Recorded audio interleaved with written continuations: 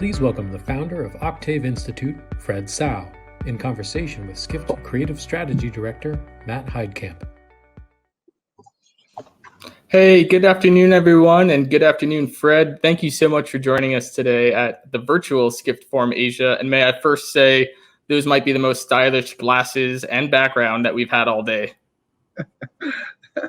Well, some variety is good. Yeah. Well, I'm really excited to talk to you about this topic today. It's something that's of great interest across the entire travel industry, not just hospitality, not just luxury, but it's the idea of the shift of wellness into well-being.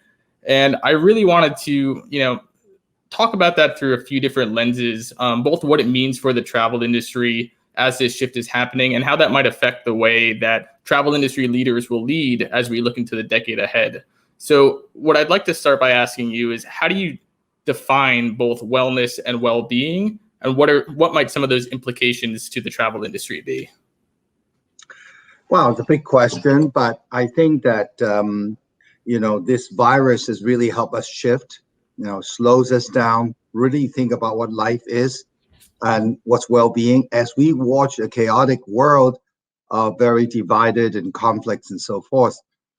Actually, the trend has been for a long time exploring what's well-being, included United Nations in 2012, already saying our paradigm today that drive economics is one of per capita income in economics. The ones that drive globalization in economics, we need a new paradigm that drive globalization, which is based on well-being and happiness. So there are many, many trends to do that. But let me say something about the well-being questions you asked. Now, well-being is being well, all right? So what is well?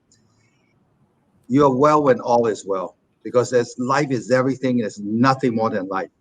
The sun is life, the moon is life, the mountain, the sea, the environment, our relationship, everything is life. Imagine if your family is all not well, can you be well? And the same thing goes if the environment of the earth is not well, how can well? So the globalization drive of economics is a great, phenomenal success in materialism, but the result is a disaster in well-being. Mm-hmm. And we are stressed out and we're already divided. So we need to get out and do something for sustainability in a shift of paradigm. And wellness is things that we say, oh, I'm not well, let's do something, I eat a little better, I feel a little better, I do some yoga, I feel great. But actually, well-being is a concept much greater than that. You cannot be well until all is well. Mm-hmm. And therefore, it changes the paradigm of purpose of life. It changes how we live, and a whole new lifestyle of creating humanity will evolve in this new era, I believe. It's really a big topic, and I'm so grateful that you provided a sound bath meditation that took place just about an hour or two ago on the main stage, which many of our attendees here participated in. So it's really great that, we're not just talking about it, but we're actually living it as well. And I want to talk about, the Octave Institute runs Singha, which I could call it a retreat center in Shanghai, China. I could call it a holistic mindfulness retreat, but I'd really like to hear how you would explain it to someone. Well, first of all, Singha is one of the places that we do in the Octave Institute. And Octave Institute is really a new school of life and living. And why living? Because you don't learn by knowledge, you learn so you can live it. So it's a whole integrated system of supporting people on the journey to well-being. And so Sangha means community in English, is a place where it's an integrated residence, intervention of retreats.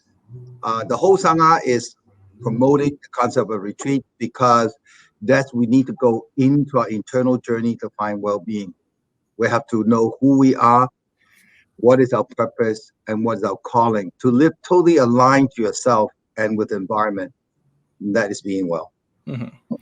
And obviously a lot of that takes place live and in person, but as we've seen in 2020, with so much of travel ceasing in many places, people are trying wellness and well-being activities online. Has that affected how you approach well-being or how you see it either as a business or how you have to engage with your guests or with your customers now that much of the world has gone online?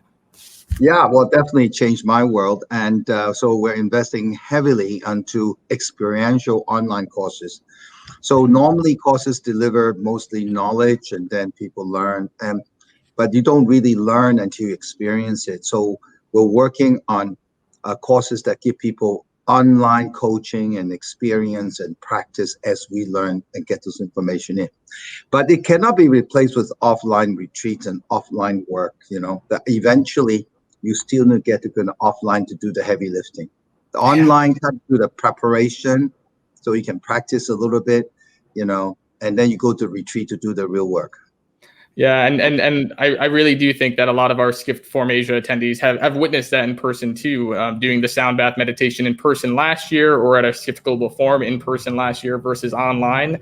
It's still great, but it's sort of a different effect when you're actually there, either in nature or with others, however that might be.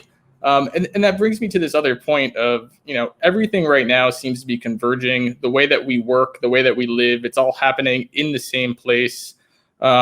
Business and leisure travel is mixing now more than ever before. And it really feels like we're at a crossroads right now, not only as a business, but as travelers ourselves. In many ways, we have the ability to make wellness and well-being more personalized, more fulfilling, even in this new remote lifestyle that we're all starting to learn. But I think the point is that we're all starting to see things a little differently. Do you think that this is a temporary change, or will we as consumers, as travelers, as humans continue to go down this path? Or which way would you like to see it go? Do you think we'll get back to how we were interacting with well-being in 2019, or are we on the brink of something new for the future? For sure. Everybody's talking about the new normal and asking what's the new normal. Well, if it's not going to be long term, it will not be normal, right? That means the old normal is now abnormal and the new normal has been emerging. So people recognize it's coming up. People recognize we need to change. People recognize they're not well, but they don't know what well-being is, right? And so we are shifting into a thing to solve our sustainability.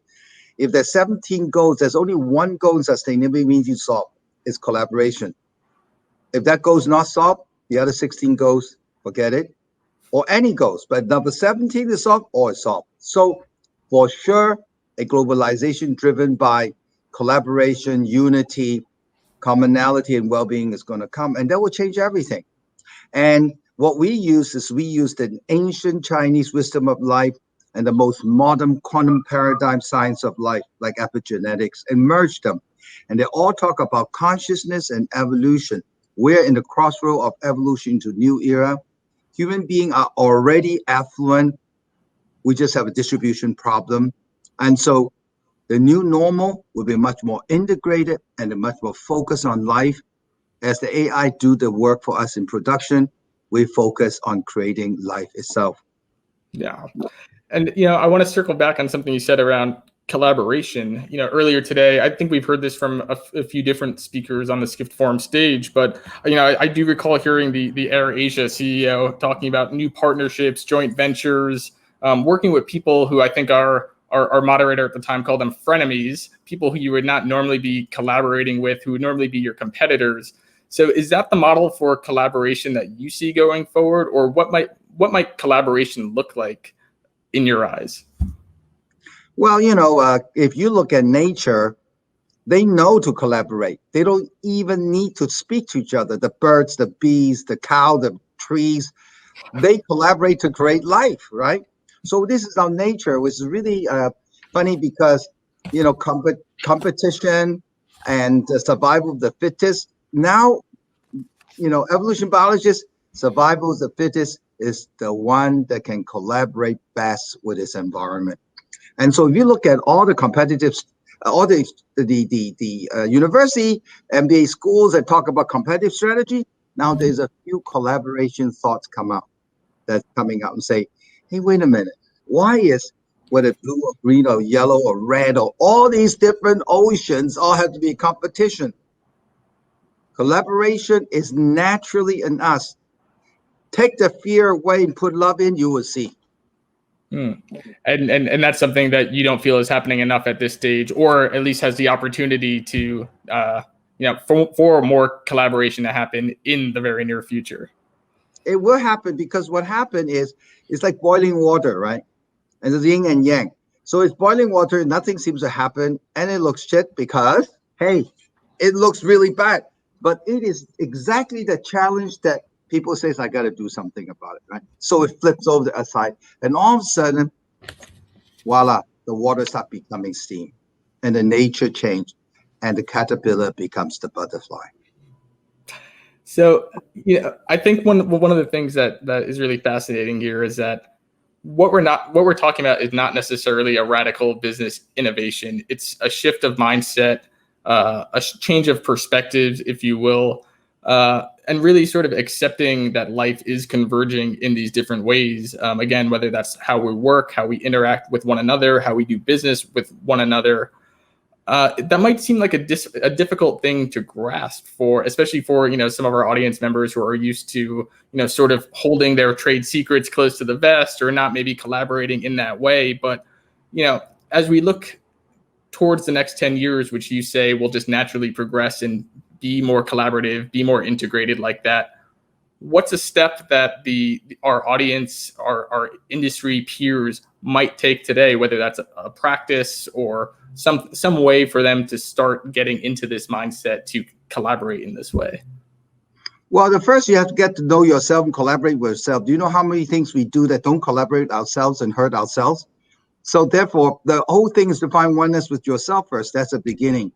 And to do that, I like to recommend people to do breath work. Every breath is with everything with life. A thought will have a different breath work. A movement with different breath work.